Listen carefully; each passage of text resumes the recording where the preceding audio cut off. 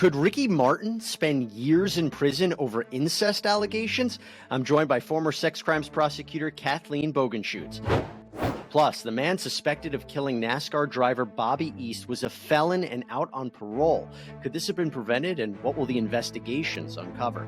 Retired Police Sergeant Melissa Pinkelton discusses. And LA County accuses a man who lost his wife and daughter in the helicopter crash that killed Kobe Bryant and his daughter of riding the coattails of Vanessa Bryant's lawsuit. Is that fair? Law&Crime's own Elura Nanos breaks it down.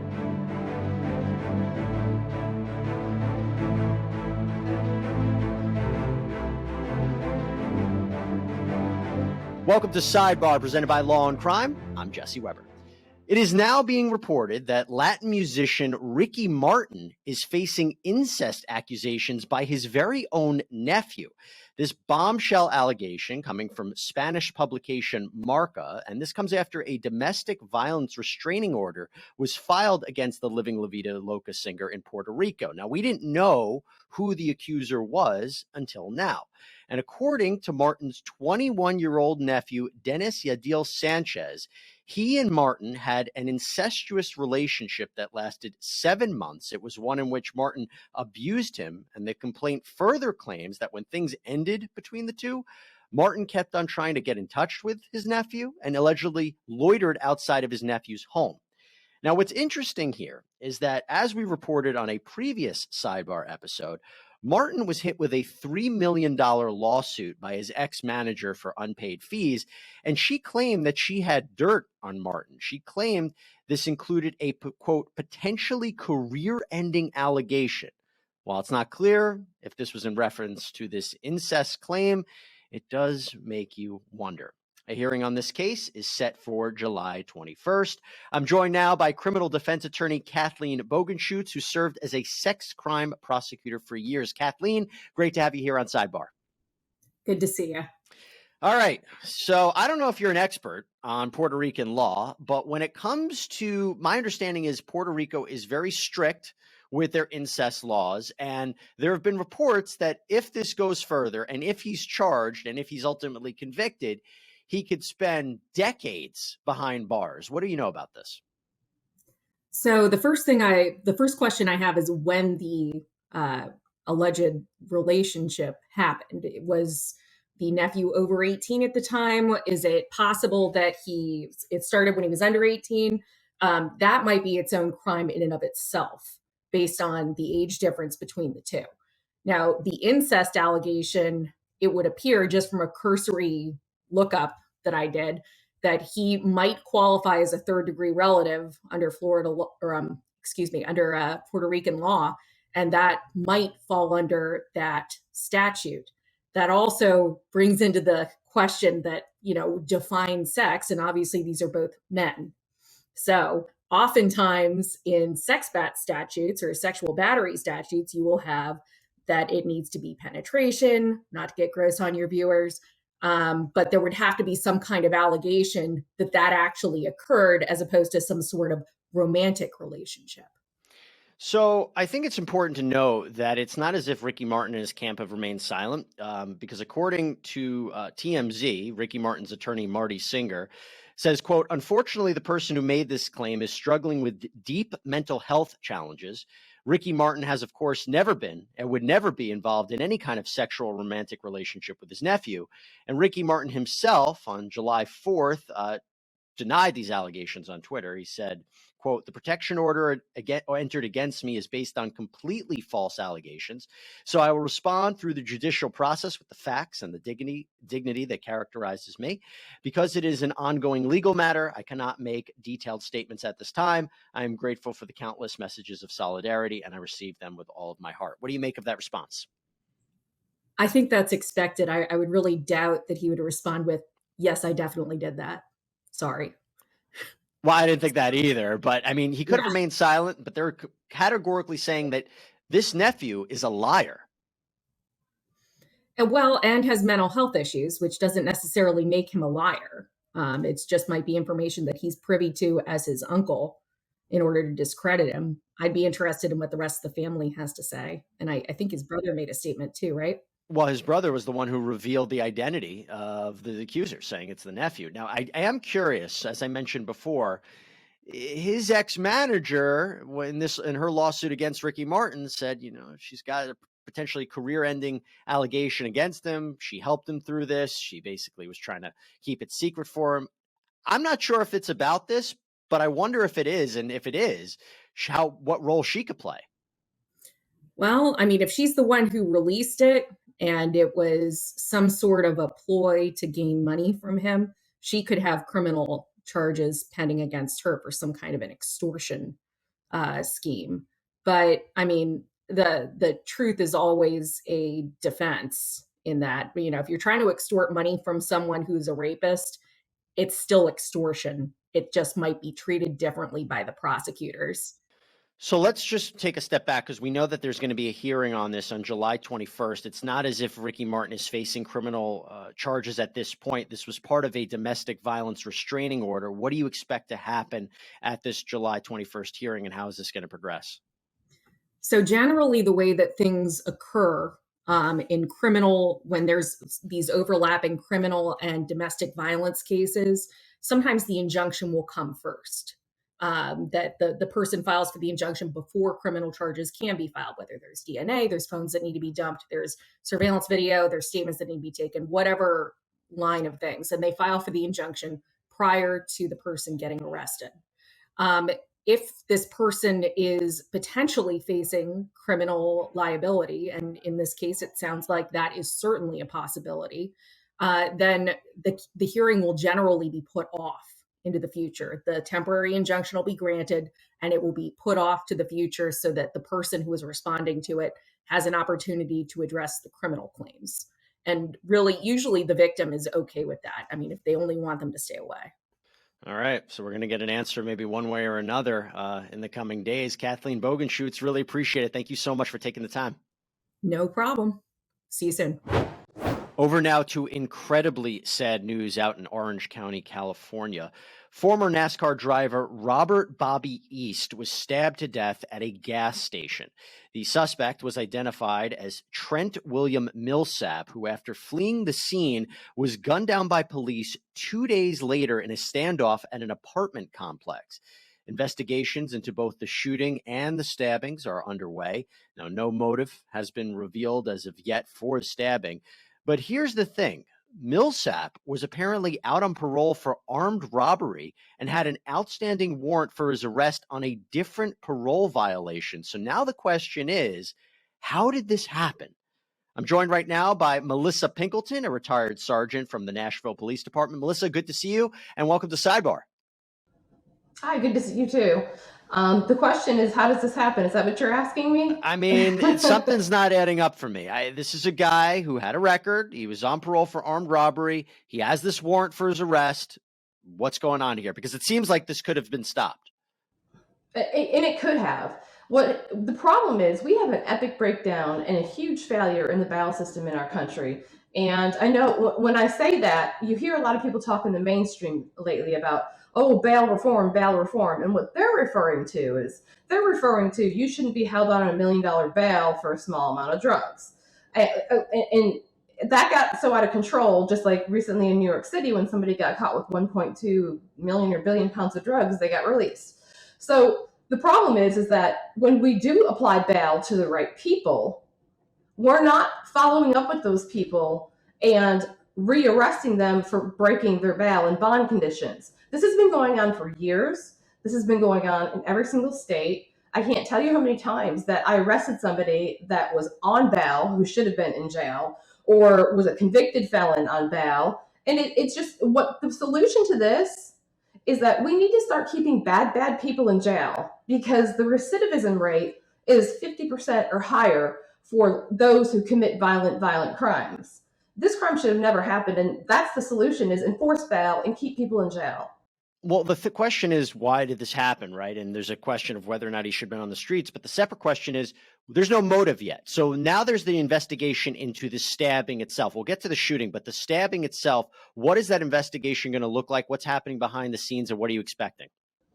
Like you said, I've heard there's no motive as well. And the thing lately, you have a lot of people committing crimes that are motive or not, have motive or not. And what I don't think the majority of Americans who do not do the job as a police officer or in law enforcement understand is that we have set up within our society this belief amongst criminals who are white, black, every age, every race. We have given them the psychological advantage of that they can do whatever they want whenever they want, and they're not going to get caught for it because there's not enough police enforcing the law, and there aren't enough police officers following through with, once that is enforced, following through with bail conditions and stuff like that.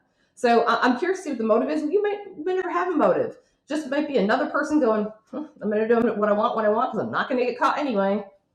And the reason one of the reasons we may not have a motive is because the suspect was killed. He was killed by police, and there's an investigation now into the shooting itself. What we do know is that during the execution of this arrest warrant, police used a SWAT team. According to the police, Millsap became confrontational with officers, and a police canine was deployed. This actual dog was actually shot, but it seems the dog's okay. And subsequently, an officer-involved shooting occurred. So how does this investigation unfold into the shooting, and what are you expecting there? Well, I'm expecting, I would assume, having confirmed that there's body cameras, I would expect body cameras were on all the officers. We'll get a copy of the search warrant and how they tracked him down. If you've seen his picture, he's not a hard guy to miss. White guy, lots of tattoos everywhere. So his description is not hard to miss. I'm sure they tracked him down, maybe possibly even through his probation records. And I assume that it went the way it should have gone, is a warrant was served and executed, and they sent the dog because my understanding is he had a firearm, so the dog went, that's their job, and the officers responded when the dog did as well. So those are the things that I expect to learn, but I think the body camera will probably have the majority of what happened. Any red flags in terms of this shooting? Again, it's such a sensitive issue. They tracked him 2 days later. I mean, does the time frame matter to you, and the fact that it took 2 days to ultimately find out where he was? No, I mean, I think the time frame is great. The sooner the better. That way because the longer it goes, the harder it is to track down a suspect, especially with the limited amount of police resources that are available in the street today. So, but the information that's coming out right now, I have not heard anything that gives me any red flags so far as pertaining to what's been let out. I think it was good job, good investigation, clean shoot, and unless anything comes out, that's all I would have to say about it. And I'm glad that, you know what? Police 1, bad guy 0.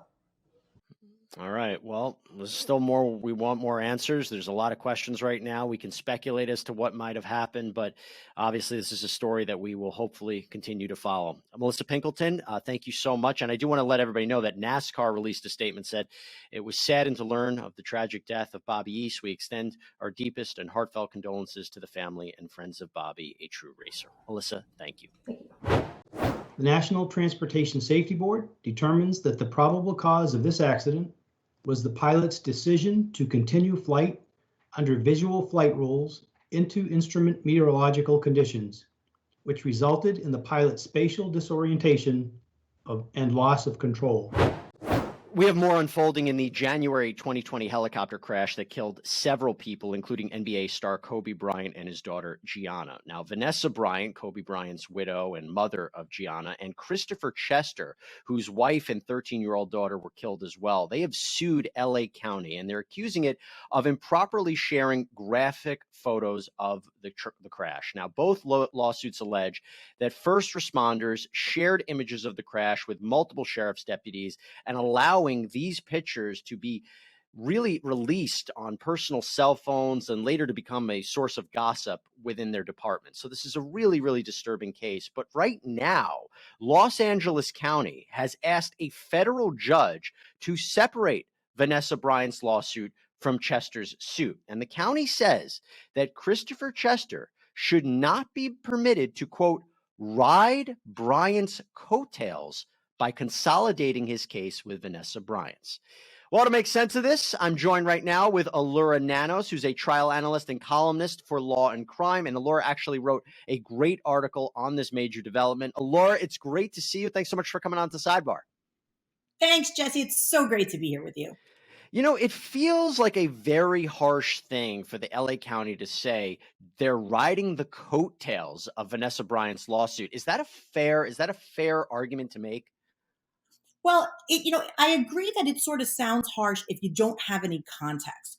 But to be perfectly fair to LA County here, all throughout this lawsuit, at every opportunity, the county has spared no chance to make sure that they say this is a terribly tragic accident and that they understand that the emotions are very high here. But what they're trying to do is separate the fact that we have one plaintiff, Vanessa Bryant, who has very specific, unique circumstances relevant to her case, in that Kobe Bryant was a major celebrity. Christopher Chester, who has another parallel, very similar lawsuit, just doesn't have that same aspect to his case. So the county is making an argument that I think it has to make, which is you can't put these two cases together because they're not really the same. But were there pictures improperly taken of his family that were disseminated?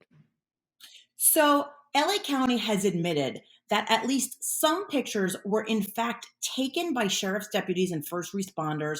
They were shared internally among people in the department. And we know of at least one incident where a sheriff's deputy, I think it was a deputy in training, took that picture and showed it to a bartender, apparently to sort of impress that person that the deputy had been at the crash scene. And there's actually surveillance footage of the deputy doing that.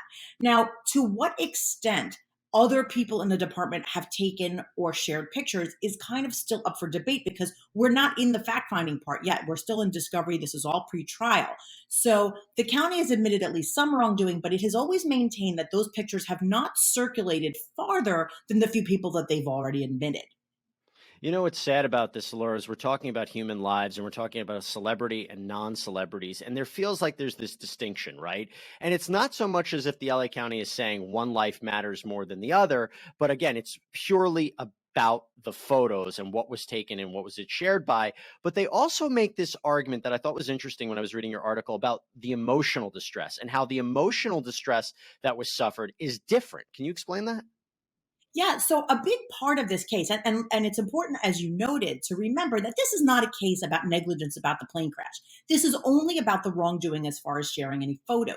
And Vanessa Bryant is claiming emotional distress based on having pictures of her deceased loved ones shared around for gossip purposes and things like that. And you could certainly imagine how that would be extremely upsetting.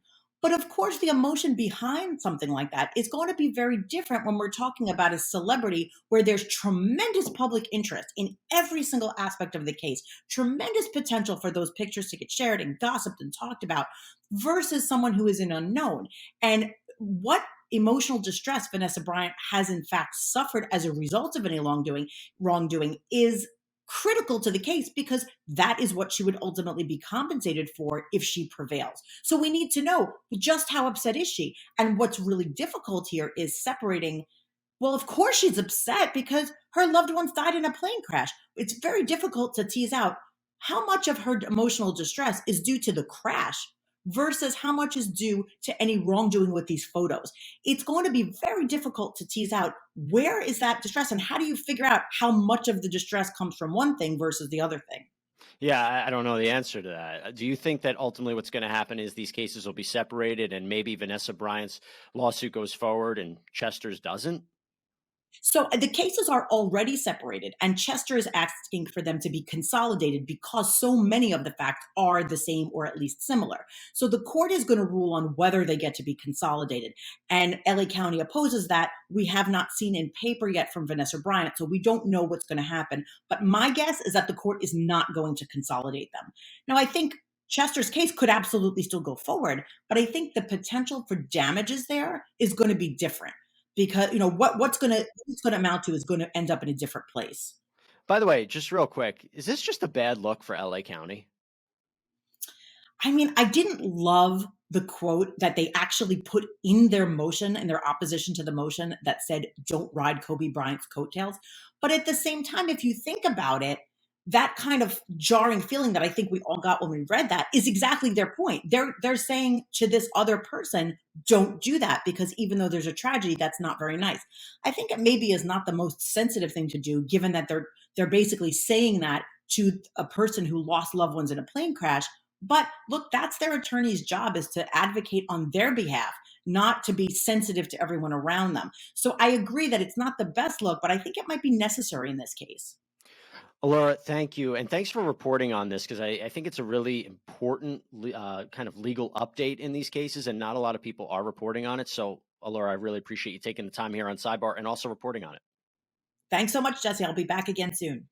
Please. All right, everybody. Thanks for joining us here on Sidebar. Please subscribe on Apple Podcasts, Spotify, YouTube, or wherever you get your podcasts. Sidebar is produced by Sam Goldberg, YouTube manager Robert Szoke, and Alyssa Fisher as our booking producer. I'm Jesse Weber. Speak to you next time.